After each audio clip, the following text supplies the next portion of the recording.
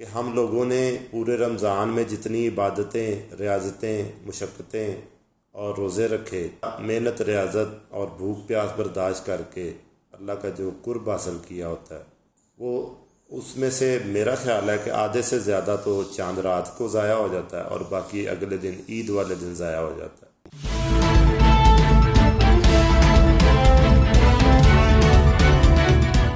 اللہ تعالیٰ نے ہمیں رمضان کا مہینہ عطا کیا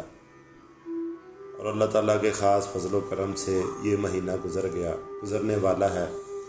اور آگے عید آ رہی ہے اور عید سے پہلے چاند رات آئے گی۔ مسئلہ صرف یہ ہے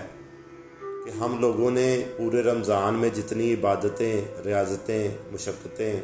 اور روزے رکھے اور اللہ تعالیٰ کا قرب حاصل کرنے کی کوشش کی۔ اللہ تعالیٰ نے کہا کہ میں نے تم پہ روزے اس لیے فرض کیے ہیں تاکہ تم متقی بن جاؤ، لیکن افسوس کی بات یہ ہے کہ ہم سارا مہینہ پرہیزگاری اختیار کرتے ہیں،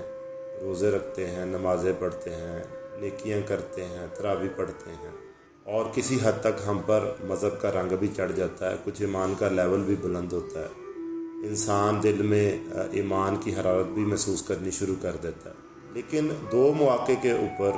یہ ساری جو ایمان اس نے کمایا ہوتا ہے یا محنت، ریاضت اور بھوک پیاس برداشت کر کے اللہ کا جو قرب حاصل کیا ہوتا ہے، وہ اس میں سے میرا خیال ہے کہ آدھے سے زیادہ تو چاند رات کو ضائع ہو جاتا ہے اور باقی اگلے دن عید والے دن ضائع ہو جاتا ہے۔ یعنی ہماری خواتین جو ہیں وہ چاند رات کو شاپنگ کرنے کے لیے بازاروں میں نکلتی ہیں اور وہاں پر ایک عجیب قسم کا طوفان بدتمیزی ہوتا ہے۔ ساری رات دکانیں کھلی رہتی چاند رات کو۔ جس خاتون نے پورا رمضان کوئی خریداری نہیں کی،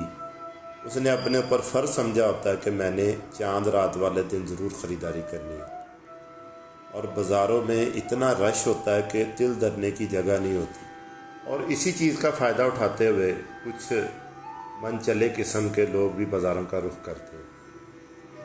اور وہاں پر وہ حرکتیں ہوتی ہیں کہ خدا کی پناہ، اور جو ہم نے پورا روزوں میں ایمان کمایا ہوتا ہے وہ سارا اس رات کو غارت ہو جاتا ہے۔ خدا کر کے وہ رات گزرتی ہے اور لوگ ساری رات شاپنگ کرتے ہیں اور صبح عید کی نماز پڑھتے ہیں۔